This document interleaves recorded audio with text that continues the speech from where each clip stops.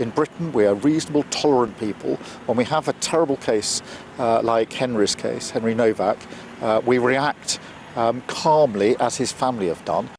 Keir Starmer is doing everything he can to deflect from the deep-rooted cultural issues in this country. Here he is today. We need to also assert who we are as a country, because Musk, again, has been interfering in our politics in the last few days, trying to whip up division. That is not who we are in Britain. When a boy dies on a gravel driveway, telling officers 9 times that he cannot breathe, and those officers handcuff him instead of helping him, the country asks one question: how does something like that happen? This week, Christys sat in front of a GB News panel and argued that the answer runs deeper than one bad decision on one night in Southampton. He argued that the answer runs through training programs, institutional culture, and a set of priorities that have quietly reshaped what British policing is actually for. Whether you agree with his conclusions or not, the questions he raised deserve a serious hearing, and that is exactly what we are going to give them. Welcome to British Newsletter.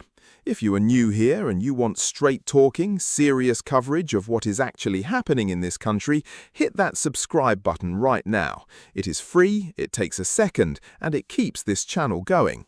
Now, let us get into it. In Britain, we are reasonable, tolerant people. When we have a terrible case like Henry's case, Henry Nowak, we react calmly, as his family have done. Oh, he says that Elon Musk is whipping up division. I mean, here he was in Parliament yesterday. I'm really shocked that he pretends to have respect for Henry's family and then acts in this way. His response has been to appeal for rage.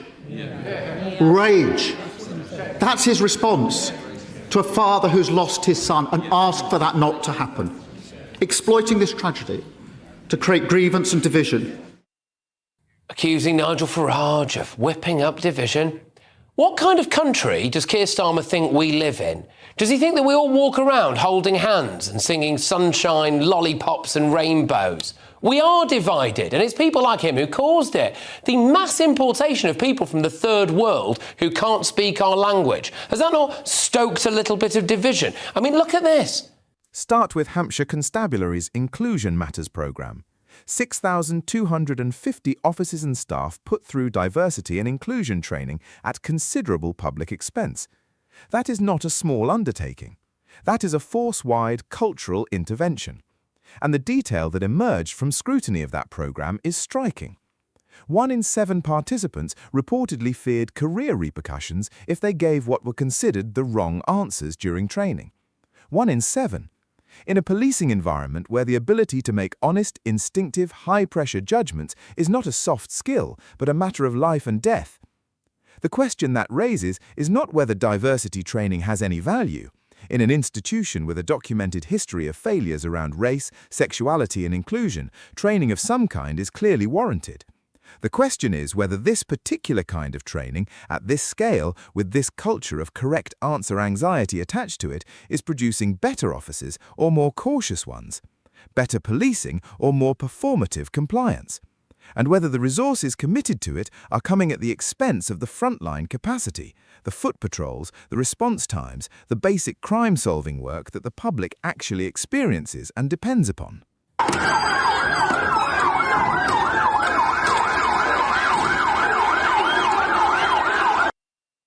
Yeah, that's just a clip of rival Eritrean clans fighting each other with sticks in the street in London. You're driving along, you're taking your grandma to the shops, you turn the corner, boom! It's the Eritreans fighting each other with sticks because we've imported both sides of their armed conflict. You know, again, sorry, just pause. I wonder, you know, Nigel Farage talking about two-tier policing. Both sides of the Eritrean armed conflict. Or Nigel Farage, two-tier policing. Both sides of an Eritrean armed conflict. Oh, it's a real head-scratcher as to which one's worse for society, isn't it? Would it be stoking division to say, you know, I don't want that Eritrean conflict in my country? I mean, when you see the government moving illegal immigrant men into a place like Crowborough, a leafy part of Sussex, against the wishes of most of the locals, and then the locals do this.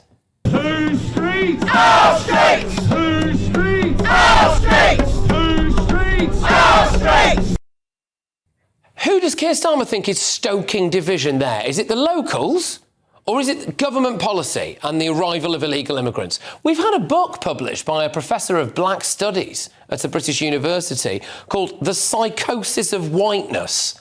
The Psychosis of Whiteness. Now, I'm sorry, but I think that's one of the most divisive things I've seen. Keir Starmer's probably read it. I mean, does Keir Starmer not think that that's more divisive than saying that we have two-tier policing? Yeah. The National Police Chiefs Council has announced a review of its racial guidance in the wake of Henry Nowak's death. That announcement did not come voluntarily or proactively. It came under pressure after the body cam footage was seen by millions of people and the questions became impossible to sidestep. A review is the right response, but a review that was prompted by public outrage rather than internal reflection raises its own questions about whether the institutions responsible for policing in this country have the self-awareness to identify their own failures before those failures cost someone their life. Keir Starmer's response to the controversy has itself become part of the story. He has criticised those who, in his characterisation, are using Henry Nowak's death to whip up division. He has pointed to Henry's family's own plea that their son's death not be used to generate hatred or tension as the appropriate framework for public discussion. Those are not unreasonable points in isolation. Henry's father's words deserve to be respected, and the violence that broke out in Southampton in the aftermath of the case was condemned clearly by the family themselves. I'm going to play you a video now, and I actually really hope Keir Starmer sees this. This is genuinely more evil than what happened to George Floyd. He was an innocent boy, he did nothing wrong, it was just an accusation, and I was lost his life. And there was no outcry? No outcry. Yeah, so, you know, what's the difference there? Why is it like, go for one and not for the other? I mean, I think it's evidence of two-tier policing. It is evidence of two-tier policing. It's evidence of the fact that the system is broken, that it prioritises minorities above white people of any ethnicity. It doesn't have to be English. It could be like Henry Nowak was Polish. And it just goes to show that it's deeply broken. The critical race theory is evil. I think critical race theory is besides the police officers, is the primary culprit. It's an ideology that has infected this country and we need it out. If you listen closely, you can hear the sound of James O'Brien's head exploding, can't you? Does Keir Starmer think that she, a darker-skinned woman, is stoking division? No, because she's not a white middle-aged man, so she's allowed to say it. I really think the main person trying to exploit the death of Henry Nowak for political gain is Keir Starmer himself. Because by going after the people who want to confront the problem and stop it happening again, he's trying to silence us so that we can't call out the fact that it's his ideology and it's people from his political wing that have actually helped to cause the mess that this country is in. Police officers from Hampshire's police force have said themselves that the diversity stuff was a bit ridiculous, a bit mad. They didn't like it. It put pressure on them. The National Police Chiefs Council has now said itself that it's going to review its own racial guidance. So the problem exists. And this is the thing. In order to deal with the problem, Keir Starmer is going to have to admit that his politics and his worldview have been wrong. And he can't do that, can he? And that's why he is the wrong man in the wrong job. But there is a distinction worth drawing, and the GB News panel drew it with some force. There is a difference between exploiting a tragedy for inflammatory purposes and asking serious, evidence-based questions about whether institutional culture contributed to a catastrophic failure. The Hampshire training statistics are real. The NPCC guidance review is real. The officer who resigned before giving a statement to the Independent Office for Police Conduct is real. These are not invented grievances or manufactured outrage. They are documented facts that point towards systemic questions the government cannot answer simply by accusing its critics of division. One of the more nuanced contributions to the GB News panel came from a voice that is worth highlighting precisely because it complicates the neat narrative on both sides. A black panellist argued that over-labelling institutions as racist does not protect minority communities, it actively harms them. when frontline officers become so fearful of being accused of racial bias that their judgment retreats entirely, the communities that suffer most are often those in which crime rates are already highest.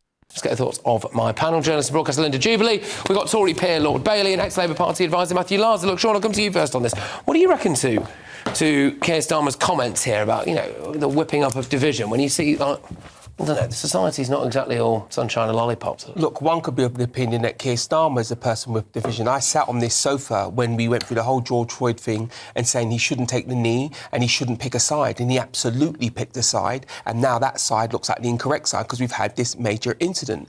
And he's gone on about Nigel Farage's comments. I didn't particularly enjoy Nigel Farage's comments, but are there any different to the comments he made when George Floyd was going on? And the important thing about George Floyd, he's an American citizen who died in America.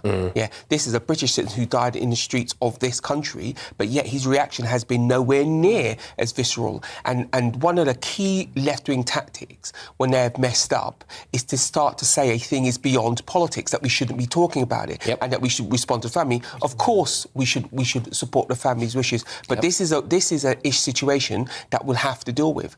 And when it comes to the police, there's a contradiction here. This is not the fault of the police. It mustn't be made the fault of the police. As a whole, you mean? No, yes, it is a fault of their political paymasters who have driven a culture through the police which has put racism above crime detection, quite frankly, above anything. And the police are responding to what they are punished or praised for. I don't want to let those individual police officers... No, again, I'm talking about the police, not the particular officer. I said on this sofa last week, all that officer had to do when he said I've been stabbed is say where.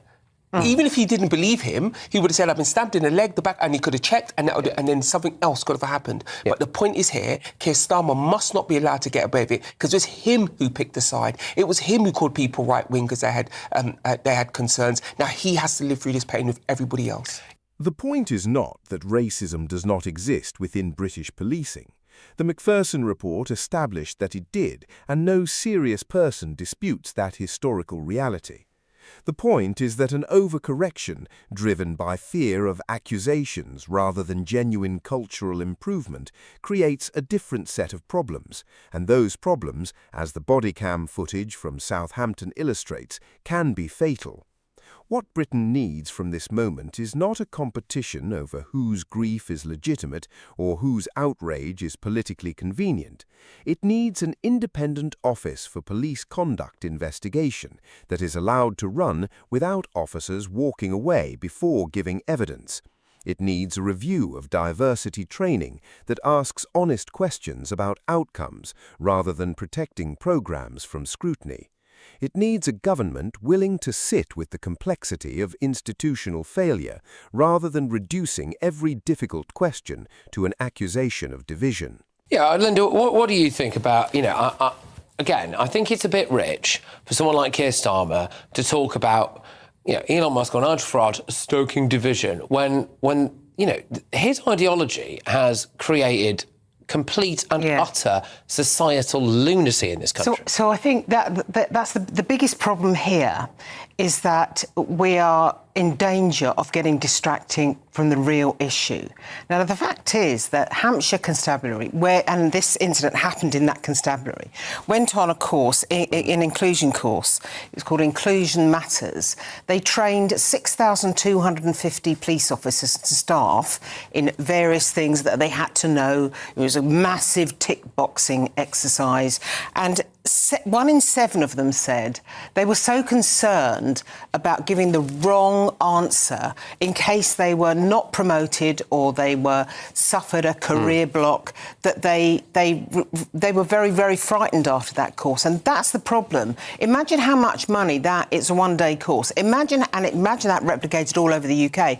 Imagine how much money that costs. That money could actually be spent on improving detection rates, on putting more policemen back on the beat, helping against shoplifting, all these minor crimes that are a real problem. They could all be spent instead of on these inclusion programmes. Henry Nowak was 18 years old. He deserved better than what happened on that driveway. His family has asked for his death to mean something constructive. The measure of every institution, every politician, and every media voice that has engaged with this story is whether their engagement is actually pointed in that direction. The questions are serious, the stakes are real, and this channel will not be looking away.